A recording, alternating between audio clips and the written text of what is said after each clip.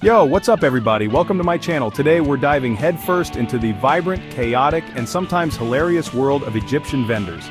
Look Egypt, it's amazing, right? The history, the pyramids, the food. But let's be real, no trip to Egypt is complete without venturing into the markets. But before you start haggling like you're on a game show, there are a few things you need to know. Trust me, you don't want to be that tourist. Whether you're a seasoned haggler or a first-time visitor, this guide is for you.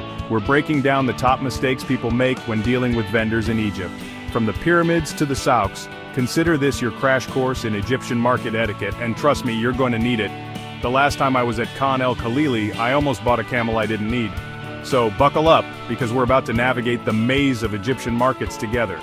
By the end of this video, you'll be haggling like a pro and making friends, not enemies. Let's go. Alright, first things first, let's talk about haggling. Yes, haggling is a way of life in Egypt, but there's a fine line between playful banter and straight-up disrespect.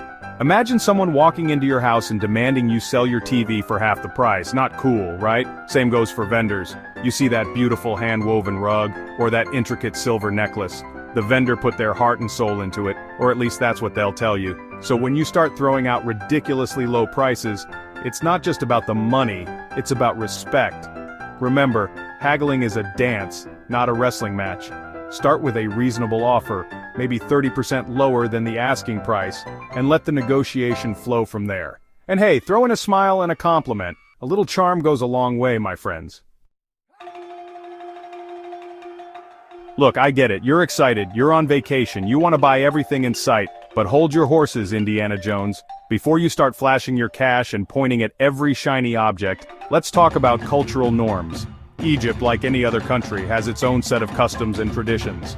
For example, public displays of affection are generally frowned upon, so save the smooching for later. And when it comes to clothing, especially for women, modesty is key. It's a sign of respect to dress conservatively, especially when visiting religious sites.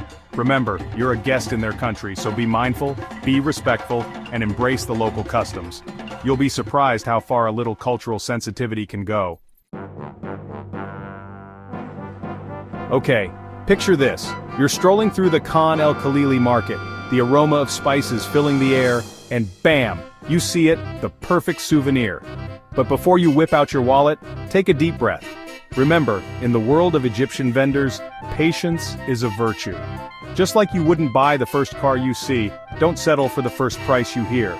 Take your time, explore different stalls, compare prices, and don't be afraid to walk away. Chances are you'll find the same item for a much better price just around the corner. And hey, if you're really feeling adventurous, try your hand at some friendly negotiation. Who knows, you might even score a better deal than you expected. Alright, let's talk about the fine art of playing it cool. See that beautiful hand-painted papyrus with hieroglyphics? You know, the one you've been dreaming of since you were a kid? Well, here's a pro tip. Don't act like you're about to propose to it. Look, vendors, they're like hawks, they can spot an overeager tourist a mile away. The moment they sense your desperation, the price magically doubles.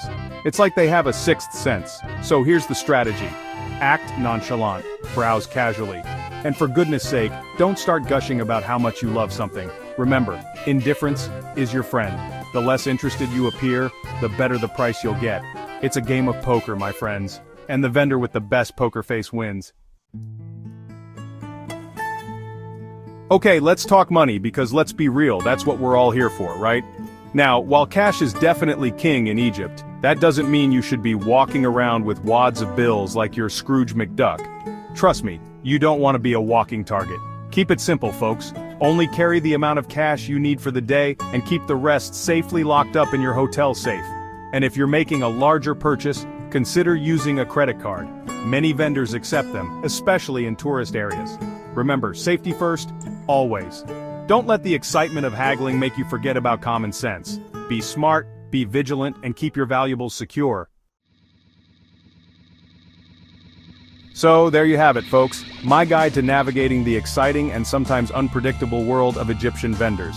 Remember, it's all part of the experience. Embrace the chaos, have fun with it, and don't be afraid to put your haggling skills to the test. And hey, if you get a little lost in translation, just remember a smile and a sense of humor can go a long way.